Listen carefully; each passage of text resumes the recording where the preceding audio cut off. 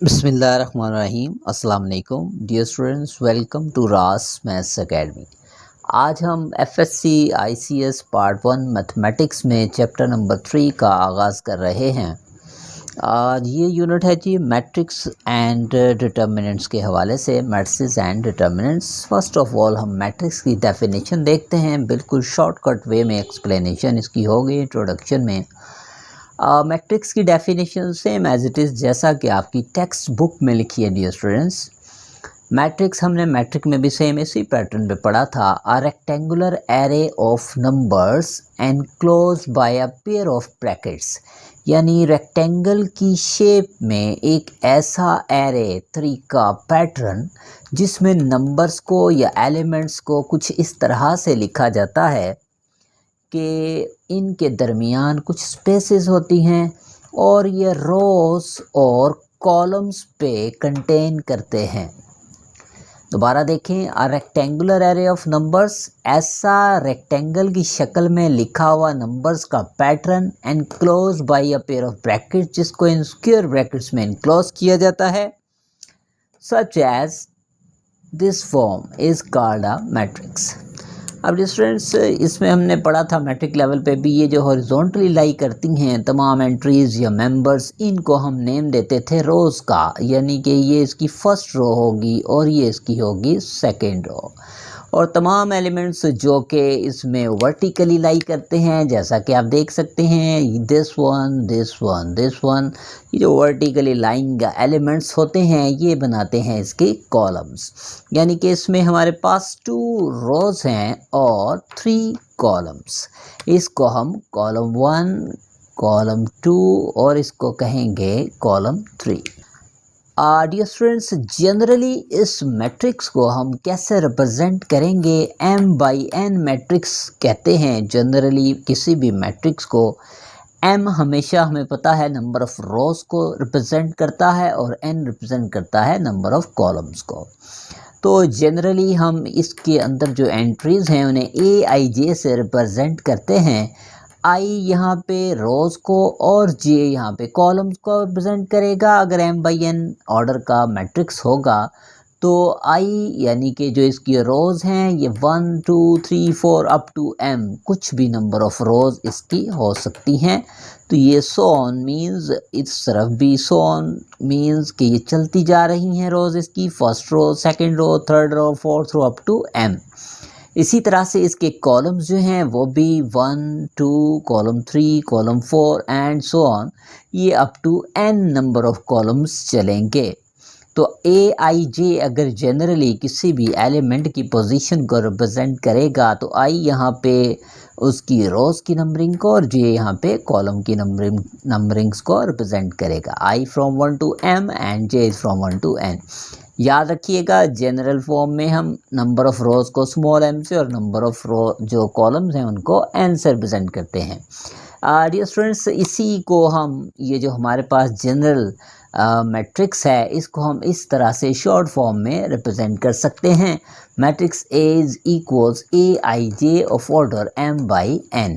आई उसी तरह से 1 टू m को रिप्रेजेंट कर रहा है और j यहाँ पे 1 टू n, यानी कि m number of rows and n number of columns. Okay ji, next हम टाइप्स ऑफ मैट्रिक्स को सरसरी सा यहाँ पे देख लेते हैं। मैट्रिक में हमने ये सारी की सारी टाइप डियर स्टूडेंट्स पढ़ी थी, सेम वही सारी डेफिनेशंस हैं, वही टाइप्स हैं। मैं इनको विद एग्जांपल एक्सप्लेन कर रहा हूँ। आप अपनी बुक्स को काइंडली साथ ओपन करके रखें और वहाँ से इनकी जो डेफिनेशन लिखी हैं बेशक वहीं से ही आप याद कर लें। फर्स्ट ऑफ ऑल है रो मैट्रिक्स। हमने मैट्रिक में भी पढ़ा था, मैट्रिक्स विच कंटेन ओनली 1 रो, ऐसा मैट्रिक्स जिसमें सिर्फ एक रो आ रही हो। जिसकी मिसाल मैं ले लेता हूँ, अगर हमारे पास मैट्रिक्स ए है 2 3 4 5, ठीक है जी, आप देख सकते हैं इसमें जस्ट 1 रो है। तो ऐसे तमाम मैट्रिक्स जिनमें सिर्फ एक सिंगल रो हो, कॉलम जितने मर्जी हो, यहाँ पे हमें कॉलम से किसी किस्म का टेंशन नहीं है। जैसा कि यहाँ पे 4 कॉलम्स है, वो हमारा पर्पज़ नहीं है। रो की तादाद सिर्फ 1 होनी चाहिए, कॉलम जितने मर्जी हों। तो ऐसे मैट्रिक्स को कहते हैं रो मैट्रिक्स। इस मैट्रिक्स का ऑर्डर होगा 1 रो 4 कॉलम्स। मैंने से साइड पे कॉर्नर में लिख सकते हैं इसके ऑर्डर को। इसी तरह से अगर हम कॉलम मैट्रिक्स देखें, अगर मैं बी की फॉर्म में कॉलम मैट्रिक्स ले लेता हूँ 3 4 5, तो ऐसे तमाम मैट्रिक्स जिसमें कॉलम सिर्फ एक हो उसे कहेंगे कॉलम मैट्रिक्स। अब इस मैट्रिक्स में 3 रोज हैं, 1 कॉलम है, तो इसको मैं कहूँगा कॉलम मैट्रिक्स, चूँकि इसमें जस्ट 1 कॉलम आ रहा है और इसके ऑर्डर को लिख सकते हैं 3/1। ओके जी, नेक्स्ट हमारे पास है rectangular matrix. If number of rows and number of columns of a matrix are not same, this is named as rectangular matrix. मैं इसकी एग्जांपल में ले लेता हूँ। ये दोनों मैट्रिक्स भी वैसे लिए जा सकते हैं क्योंकि इसमें नंबर ऑफ रोज और नंबर ऑफ कॉलम सेम नहीं है, लेकिन हम इससे थोड़ा फ़र्क रखने के लिए रो और कॉलम मैट्रिक्स से मैं आपको एक ऐसा मैट्रिक्स दिखा रहा हूँ जिसमें रोज़ आ रही हैं 2 और कॉलम्स आ रहे हैं 3। तो अगर नंबर ऑफ़ रोज़ और नंबर ऑफ़ कॉलम्स इक्वल ना हो तो ऐसे मैट्रिक्स को कहते हैं रेक्टेंगुलर मैट्रिक्स। इसी के अल्टरनेट डियर स्टूडेंट्स हमारे पास है स्क्वायर मैट्रिक्स, कि अगर हमारे पास नंबर ऑफ़ रोज़ और कॉलम्स सेम आ रहे हों, किसी भी ऑर्डर का मैट्रिक्स हो सकता है ये, कि नंबर ऑफ़ रोज़ और नंबर ऑफ़ कॉलम्स अगर सेम आ रहे हैं, ऐसे मैट्रिक्स को कहेंगे स्क्वायर मैट्रिक्स। जैसा कि मैंने यहाँ पे लिया 2/2, 2 रोज़ 2 कॉलम्स, ऐसे मैट्रिक्स को कहेंगे स्क्वायर मैट्रिक्स। आगे हमारे पास एक इम्पॉर्टेंट मैट्रिक्स है जिसे कहते हैं डायगोनल मैट्रिक्स। तो डियर स्टूडेंट्स, इस डायगोनल मैट्रिक्स को अगर हम कुछ इस अंदाज से लें 1 2 3 4 5 6 7 8 9 10 11 12, कुछ भी नंबरिंग ले सकते हैं, 0 1 -1 3। ठीक है जी, ये मैंने अपनी मर्ज़ी से एक मैट्रिक्स ले लिया 4 रोज़ एंड 4 कॉलम्स। तो डियर स्टूडेंट्स याद रखें, इस कॉर्नर को इस कॉर्नर्स के साथ मिलाने से जो एलिमेंट्स आएंगे ये कहलाते हैं डायगोनल एलिमेंट्स। ये डायगोनल 2 तरह से हो सकता है, ये डिसेंडिंग ऑर्डर में डायगोनल है और ये भी डायगोनल ही है असेंडिंग ऑर्डर में। आप देख सकते हैं ये दोनों के दोनों डायगोनल्स ही हैं, लेकिन हम जो ज़्यादातर डायगोनल यूज़ करेंगे वो डिसेंडिंग ऑर्डर वाला डायगोनल यूज़ करेंगे। ओके जी, अब हम देख लेते हैं डायगोनल मैट्रिक्स की डेफिनेशन। ये जो मैट्रिक्स है डियर स्टूडेंट्स, ये डायगोनल मैट्रिक्स नहीं है, इसमें सिर्फ आपको कॉन्सेप्ट दिया गया है कि डायगोनल किस तरह से लिए जा सकते हैं। अब पर्टिकुलरली जो डायगोनल मैट्रिक्स है वो क्या होगा कि अगर आपके पास डायगोनल एंट्रीज कम अज़ कम 1 नॉन ज़ीरो एंट्री पे कंटेन हो और जो ऑफ डायगोनल एंट्रीज हैं ये सारी की सारी ज़ीरो हों, तो ऐसे मैट्रिक्स को कहते हैं डायगोनल मैट्रिक्स। इसकी आप आसानी से ये भी पहचान रख सकते हैं, D for diagonal matrix and D for different elements of diagonal. Okay ji, next हमारे पास है स्केलर मैट्रिक्स। तो डियर स्टूडेंट्स, स्केलर मैट्रिक्स एक ऐसा पर्टिकुलर मैट्रिक्स होता है, जैसा कि आप यहाँ पे देखिएगा, जिसमें डायगोनल एंट्रीज जो हैं वो लाजमन सेम होंगी। जैसा कि आप ये देख रहे हैं, हमारे पास ये डायगोनल है, डिसेंडिंग ऑर्डर में मैंने डायगोनल लिया, डायगोनल के तमाम एलिमेंट्स सेम हैं, 2 2 2 3 3 3, कोई भी सेम रियल नंबर आ सकते हैं। डियर स्टूडेंट्स, इसमें ऑफ डायगोनल एंट्रीज तो उसी तरह से हमारे पास 0 0 होंगी, लेकिन डायगोनल एंट्रीज लाजमन सेम होंगी। तो इसकी आप आइडेंटिफिकेशन ऐसे रख सकते हैं, S for scalar and S for same entries are members of diagonal. Last one इन्हीं से रिजेंबल्ड जो हमारे पास है वो है आइडेंटिटी मैट्रिक्स, जिसको हम अमूमन आई से रिप्रेजेंट करते हैं। किसी भी ऑर्डर का ये स्क्वायर ऑर्डर का ये हो सकता है मैट्रिक्स, स्क्वायर मैट्रिक्स की फॉर्म में। ओके जी, तो हमारे पास जैसा कि यहाँ पे आप देख रहे हैं डायगोनल एंट्रीज इस आइडेंटिटी मैट्रिक्स, जिसका दूसरा नाम है यूनिट मैट्रिक्स। ठीक है जी, आइडेंटिटी मैट्रिक्स या इसी को हम यूनिट मैट्रिक्स भी कह सकते हैं। तो डियर स्टूडेंट्स, अगर डायगोनल के एलिमेंट्स लाजमन 1 1 हों और ऑफ डायगोनल तमाम एलिमेंट्स इसके अलावा 0 0 हों, तो इसे कहते हैं आइडेंटिटी और यूनिट मैट्रिक्स। ये किसी भी ऑर्डर में हो सकता है, स्क्वायर मैट्रिक्स होगा और किसी भी ऑर्डर में हो सकता है, यानी कि यहाँ पे ये हमने लिया है 3/3 ऑर्डर का। अगर हम इसी को 2/2 ऑर्डर में देखें, जैसा कि मैट्रिक में देखते थे, तो वो इस फॉर्म में होता था 1 0 0 1। तो डायगोनल एंट्रीज लाजमन 1 1 होंगी और ऑफ डायगोनल एंट्रीज 0 0। और ये नल मैट्रिक्स वहाँ पे भी बड़ा इजी लगता था बच्चों को, ये किसी भी ऑर्डर का हो सकता है, रेक्टेंगुलर फॉर्म में रेक्टेंगुलर मैट्रिक्स में हो सकता है, ये स्क्वायर मैट्रिक्स में हो सकता है। 0 0 0 ये भी एक नल मैट्रिक्स है। नल और ज़ीरो मैट्रिक्स ऐसा मैट्रिक्स होता है जिसकी तमाम एंट्रीज 0 0 हों। ऐसे मैट्रिक्स को कहते हैं नल और ज़ीरो मैट्रिक्स। नेक्स्ट हमारे पास मैट्रिक में ये कदरे इंपॉर्टेंट डेफिनेशन होती थी इक्वल मैट्रिसेस की। इक्वल मैट्रिसेस के लिए डिस्टेंस हमने वहाँ पे ये डेफिनेशन पढ़ी थी कि हमारे पास अगर दो मैट्रिक्स हैं, if A and B are two matrices, then A is said to be equal to B if two conditions are satisfied. First condition ये थी कि order of A must be equals to order of B, और second condition हमारे पास क्या थी कि corresponding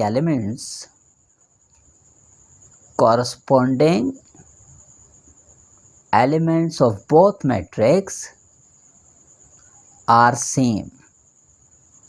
इसकी रेफरेंस हम एग्जांपल ले लेते हैं। हमारे पास एक मैट्रिक्स ए आ रहा है 1 2 3 4 5 6, और एक तरफ एक मैट्रिक्स बी आ रहा है 1 + 0 2 + 2 2 3 6 -1 एंड 6। हमें पूछा जाए भाई क्या ये दोनों मैट्रिक्स इक्वल हैं, तो हम देखेंगे फर्स्ट ऑफ ऑल क्या इनके ऑर्डर सेम है। आप देख सकते हैं 3 रोज़ इसमें हैं, 3 रोज़ इसमें, 2 कॉलम्स ए में आ रहे हैं, बी में भी 2 कॉलम्स आ रहे हैं। चूँकि दोनों के ऑर्डर्स सेम है, first condition is satisfied. Corresponding entry mean यहाँ पे अगर फर्स्ट पोजीशन पे 1 आ रहा है तो यहाँ पे भी फर्स्ट पोजीशन पे 1 होना चाहिए। हम यहाँ पे 1 में 0 को ऐड करेंगे तो 1 ही आएगा। सेकंड पोजीशन पे जो 4 आ रहा है, जो कि फर्स्ट और सेकंड कॉलम से जुड़ा है, इसी ऑर्डर पे जो एलिमेंट है वो यहाँ पे आ रहा है 2 + 2। बज़ाहिर तो ये इक्वल नहीं नज़र आ रहे, लेकिन जैसे ही हम इसे ऐड करेंगे तो इसका भी आंसर क्या आएगा 4। तो 4 के कॉरस्पॉन्ड 4, 2 के कॉरस्पॉन्ड 2, 5 के कॉरस्पॉन्ड आप देख सकते हैं 6 - 1 इज़ 5, 3 के कॉरस्पॉन्ड 3 एंड 6 के कॉरस्पॉन्ड 6।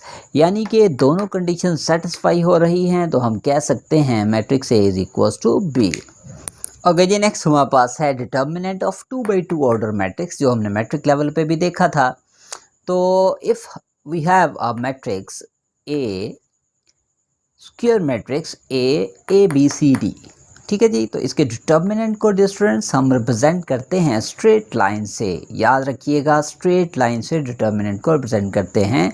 ये स्क्वायर ब्रैकेट जो है ये मैट्रिक्स का साइन होता है, और इसकी जो एक्सपेंशन कैसे थी कि इन जो हमारे पास डायगोनल एलिमेंट्स हैं, पहले जो हमारे पास डिसेंडिंग ऑर्डर में डायगोनल एलिमेंट्स हैं इनका प्रोडक्ट लेंगे माइनस बाय रूल, और फिर असेंडिंग ऑर्डर में जो डायगोनल एलिमेंट्स हैं इनका प्रोडक्ट।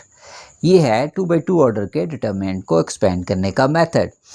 इसकी हम एग्जांपल देख लेते हैं स्टूडेंट्स के मैट्रिक में भी जैसे हमने देखी थी। फॉर एग्जांपल हमारे पास एक मैट्रिक्स ए आ रहा है 2 5 -1 3। तो इसका अगर हम डिटर्मिनेंट जब लेंगे तो हमारे पास कुछ इस तरह से first of all determinant sign लिख देंगे, और फिर इसे एक्सपेंड करेंगे। 2 जो मल्टीप्लाई हो जाएगा 3 से फर्स्ट ऑफ ऑल, यानी कि ऑफ डायगोनल जो एलिमेंट हैं, जो डायगोनल के डिसेंडिंग ऑर्डर में एलिमेंट्स हैं इनका प्रोडक्ट, और उसके बाद माइनस बाय रूल, और अब असेंडिंग ऑर्डर में जो डायगोनल एलिमेंट्स हैं इनका प्रोडक्ट ले लेंगे। तो ये हमारे पास आया 6 + 5 = 11। उसके बाद ये स्टूडेंट्स हमारे पास होता था singular and non singular matrix. तो सिंगुलर मैट्रिक्स क्या होगा, इनकी डेफिनेशन आप बुक से देख सकते हैं। आपको पता है इंटर लेवल पे डेफिनेशन बहुत ज़्यादा इंपॉर्टेंट नहीं है जैसा कि मैट्रिक लेवल पे थी, लेकिन इनको आपको हल्का सा टच देने का मकसद ये है कि आगे इनका यूज़ ज़रूर होगा क्वेश्चन में। इन डेफिनेशंस का यूज़ हो सकता है, इनके जो के नेम्स हैं इनका यूज़ हो सकता है, तो आपको इन चीज़ों का हल्का सा इंट्रो होना चाहिए। सिंगुलर मैट्रिक्स क्या होता है, हमने पढ़ा था कि if A is a matrix, square matrix, and if determinant of A is 0 then it is called as singular matrix। यानी कि अगर हम किसी भी स्क्वायर मैट्रिक्स का डिटर्मिनेंट लें और वो हमारे पास 0 आ जाए तो हम कहेंगे this is a singular matrix. इसकी हम एग्जांपल ले लेते हैं स्टूडेंट्स। हमारे पास एग्जांपल है 2 2 2 2, कोई भी एग्जांपल ले सकते हैं। लेट्स सपोज मैंने ये एग्जांपल ले ली है, तो मैं अगर इसका डिटर्मिनेंट लेता हूँ आप देख सकते हैं ये 2 से 2 मल्टीप्लाई माइनस फिर इन असेंडिंग ऑर्डर में जो एलिमेंट्स हैं डायगोनल के इनका प्रोडक्ट लिया तो ये 2/2 4 माइनस 4 आंसर 0। चूँकि हमने इस मैट्रिक्स का डिटर्मिनेंट लिया और आंसर 0 आया तो हम कहेंगे this matrix A is singular matrix. और अगर डिटर्मिनेंट 0 नहीं आएगा तो डेफिनेटली वो क्या होगा, नॉन सिंगुलर मैट्रिक्स। जैसा कि आप इस एग्जांपल में देख सकते हैं हमारे पास determinant of this matrix A is not equal to 0 तो हम इसे क्या कहेंगे, नॉन सिंगुलर मैट्रिक्स। ओके जी, नेक्स्ट हमारे पास है एडजॉइंट ऑफ आर 2/2 मैट्रिक्स। इसको हम डिफरेंस रिप्रेजेंट करते हैं इस तरह से। अगर हमारे पास एक मैट्रिक्स ए आ रहा है ABCD, ठीक है जी, ये हमारे पास एक मैट्रिक्स है। अगर हम इसका एडजॉइंट लेना चाहते हैं इस मैट्रिक्स का तो इस एडजॉइंट को इस तरह से सिंबॉलिकली रिप्रेजेंट करते हैं। और एडजॉइंट अप्लाई जब होगा किसी मैट्रिक्स पे तो हम क्या करते थे, मैट्रिक वाला सेम मेथड है, इन दोनों की पोजीशन चेंज कर देंगे। ओके, और इन दोनों की पोजीशन नहीं चेंज करेंगे, जस्ट इनके साइंस चेंज कर देंगे। पॉजिटिव को नेगेटिव, नेगेटिव होगा तो उसको पॉजिटिव बना देंगे। अब ये जो हमने डिटर्मिनेंट पढ़ा और एडजॉइंट पढ़ा ये हमारे पास आगे यूज़ होते थे इन्वर्स ऑफ द मैट्रिक्स में। इन्वर्स ऑफ मैट्रिक्स, तो डिफरेंस इन्वर्स ऑफ मैट्रिक्स का हमारे पास जो मैट्रिक लेवल पे फॉर्मूला था सेम वही लेंगे। If A is a matrix then its inverse A inverse will be equals to 1/determinant of A into adjoint of A। यानी कि ये जो हमारे पास गिवन मैट्रिक्स A है इसका आप डिनोमिनेटर में डिटर्मिनेंट ले लें और प्रोडक्ट में न्यूमरेटर में इसी का एडजॉइंट ले लें तो दोनों को डिवाइड करने से हमारे पास इन्वर्स ऑफ द मैट्रिक्स आ जाएगा। इसके अलावा इसकी छोटी सी प्रॉपर्टीज़ हैं। एक तो कि अगर हमारे पास किसी भी मैट्रिक्स को उसके इन्वर्स से मल्टीप्लाई करेंगे, चाहे आप लेफ़्ट साइड से मैट्रिक्स से मल्टीप्लाई कर दें चाहे राइट साइड से, तो हमारे पास क्या आएगा, आइडेंटिटी मैट्रिक्स। या आप ये भी कह सकते हैं अगर आपके पास कोई से भी दो मैट्रिक्स का प्रोडक्ट जो है वो आइडेंटिटी मैट्रिक्स आ रहा है तो आप कह सकते हैं कि A is inverse of B and B is inverse of A। यानी कि ये दोनों एक दूसरे का इन्वर्स थे, जभी तो इनकी प्रोडक्ट से क्या आया, आइडेंटिटी मैट्रिक्स। ओके जी, नेक्स्ट हमारे पास जो एक्सरसाइज 3.1 से बिलोंग करता है वो है साइमल्टेनियस इक्वेशन और इनका सोल्यूशन। ये जो 3.1 एक्सरसाइज आगे हम डिस्कशन स्टार्ट करेंगे ये just short question point of view से ज़्यादा इंपॉर्टेंट एक्सरसाइज है और इसमें कोई MCQ भी आ सकता है। तो साइमल्टेनियस इक्वेशंस का भी वहाँ पे यूज़ है, मैट्रिक में भी हमने पढ़ी थी। ऐसी इक्वेशंस जो कि 2 वेरिएबल्स को कंटेन कर रही हैं तो 2 ही इक्वेशंस होंगी, ठीक है जी। और अगर 3 वेरिएबल्स को कंटेन कर रही होंगी तो लाजमन 3 इक्वेशंस हमारे पास होंगी। ऐसी इक्वेशंस जिसमें 2 वेरिएबल्स और 2 इक्वेशंस ही हों या 3 इक्वेशंस और 3 वेरिएबल्स ही हों, ऐसी इक्वेशंस को साइमल्टेनियस इक्वेशंस कहते हैं। और इनको आपस में सॉल्व करने से जो सोल्यूशन सेट आता है वो इन साइमल्टेनियस इक्वेशंस का सोल्यूशन सेट कहलाता है। अब डियर स्टूडेंट्स, इसको जनरल ऑर्डर में लिखा गया है। इसी के अंदर हम देख लेते हैं जो आपको इक्वेशंस दी हों इसको मैट्रिक्स फॉर्म में कैसे लिखते हैं। उसके लिए हमारे पास मैट्रिक में जो मेथड था सेम उसी मेथड को यहाँ पे हम सरसरी सा देख रहे हैं। डिटेल में एक्सरसाइज में देखेंगे कि ये जो हमारे पास variables x1 and x2 use हो रहे हैं इनको इस तरह से इस मैट्रिक्स में लिख देंगे, पहले x1 को और उसी के नीचे x2 को, और इसे कहते हैं वेरिएबल मैट्रिक्स। इसको जनरली रिप्रेजेंट किया जाता है कैपिटल X से। फिर उसके बाद इन वेरिएबल्स x1 और x2 के जो कोफिशिएंट्स हैं इनको इस साथ वाले मैट्रिक्स में लिखेंगे जिसे हम कहते हैं कोफिशिएंट मैट्रिक्स, ठीक है जी। ये जनरल फॉर्म में हमने इनके कोफिशिएंट लिख दिए A11, A21, A12, A22। इसी तरह से इसको हम जो नॉमिनेट करेंगे वो कैपिटल A से ही रिप्रेजेंट करते हैं तमाम लेवल पे। और लास्ट में हमारे पास आ गया कांस्टेंट मैट्रिक्स B1 और B2, चूँकि यहाँ पे कांस्टेंट्स हैं इसीलिए इसका नेम भी क्या रख दिया, कांस्टेंट मैट्रिक्स, और इसको जनरली रिप्रेजेंट करते हैं B से, ठीक है जी। अब ये जो A11, 12, 21, 22 इसका मकसद ये है कि ये A11 इसके ऑर्डर को रिप्रेजेंट कर रहा है कि ये जो फर्स्ट एलिमेंट है ये फर्स्ट रो और फर्स्ट कॉलम से जुड़ा हुआ है। A12 मीन्स ये फर्स्ट रो और सेकंड कॉलम को बिलोंग करता है, उससे जुड़ा हुआ है। A21 मीन्स ये सेकंड रो और फर्स्ट कॉलम से अटैच है। A22 जो इसके ए के साथ ऑर्डर लिखा है, इसका मतलब ये है कि ये सेकंड रो और सेकंड कॉलम से अटैच है, इससे जुड़ा हुआ है।